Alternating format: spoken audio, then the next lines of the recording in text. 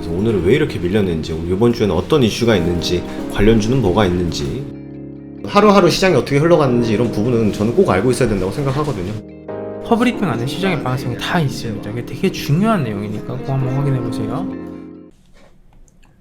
반갑습니다. 허브경제TV입니다. 11월의 마지막 주죠. 월요일 시장이 시작이 됐고요. 일단 이번 주 같은 경우에는 주중에 11월에서 12월로 넘어가는 마지막 주기 때문에 변동성을 어느 정도는 좀 감안을 하고 우리가 좀 봐야 되지 않을까. 물론 최근에 5거래일간 양 시장이 뭐 거의 움직이지 않고 있죠. 예, 움직이지 않고 있고 딱히 뭐 시장에 악재가 있는 것도 아니고 미장 같은 경우에는 지난주 이제 후반에 그 추수감사절이랑 블랙프라이데이가 겹치면서 시장이 뭔가 방향성을 보여주기에는 굉장히 좀 시간적으로도 부족하고 뭐 딱히 움직일 이슈 같은 게 많이 없었죠. 근데 이번 주부터는 다시 한번 좀 큰 이벤트들이 이어질 것 같아요. 일단 연준 인사들이 계속적으로 좀 발언을 할 계획이고, 그 다음에 12월 중순에 예정되어 있는 FOMC까지 시장의 흐름이 쭉 이어지지 않을까. 그래서 12월 달은 11월보다는 우리가 조금 더 체크해야 될 부분이 많지 않을까 이렇게 생각이 됩니다. 또 우리나라 시장만 보면은 작년에 12월 달에 시장에 굉장히 좀 큰 흔들림을 만들었던 그 대주주 양도세, 이 이슈가 어떻게 좀 반영이 되는지 이런 것들이 좀 중요할 것 같아요.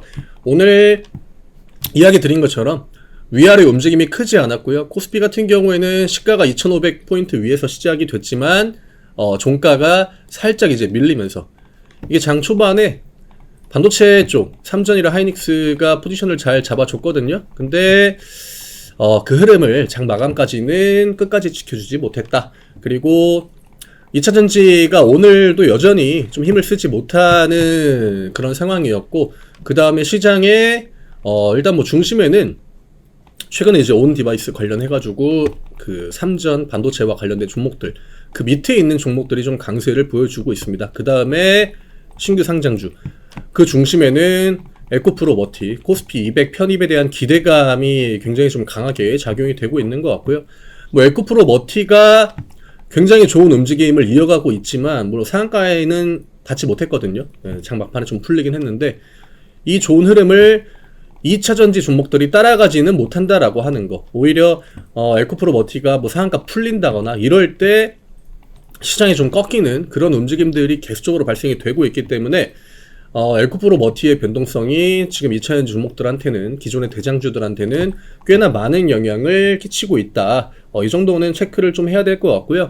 그 다음에 뭐 두산 로보틱스 이런 종목들도 신규 상장주의 그 강세를 좀 이어가고 있다. 다만 오늘 장 막판에 신규주들이 약간의 그 투매, 뭐 에코프로 머티의 영향인지 아니면 뭐 다른 종목의 영향인지 이거는 뭐 정확하게 판단하기 좀 힘들지만 오늘 장 막판에는 신규주들이 일부 좀 투매의 패턴을 가져가는 그런 흐름을 좀 보여줬습니다. 그래서 신규 상장주도 우리가 조정에 대한 부분 이런 것들은 좀 고려를 해야 된다.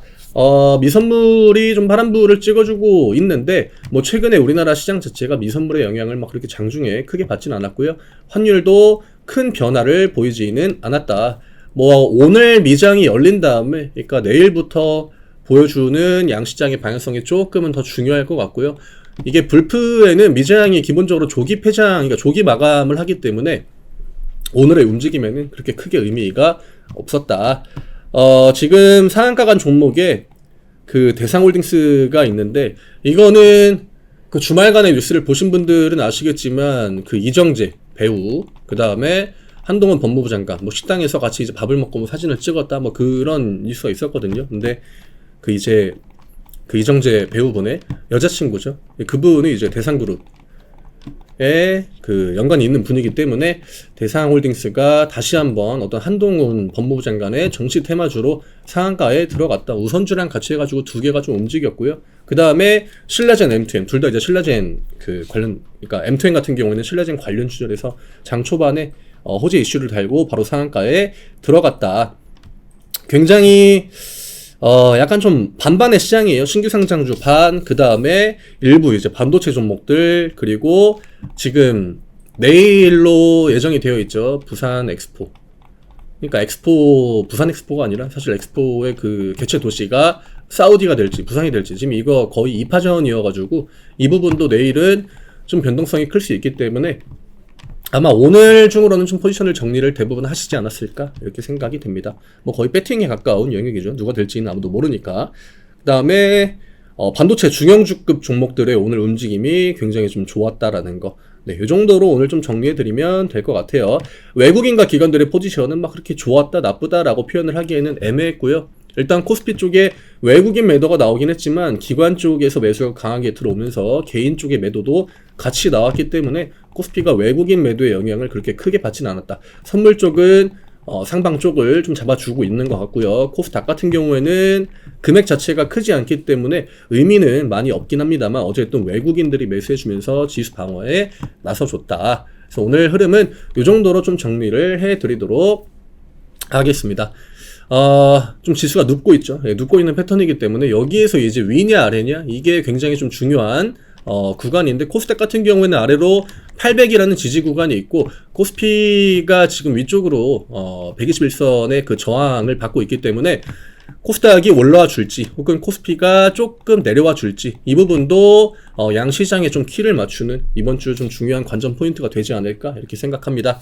내일 다시 또 인사드리도록 하겠습니다. 감사합니다.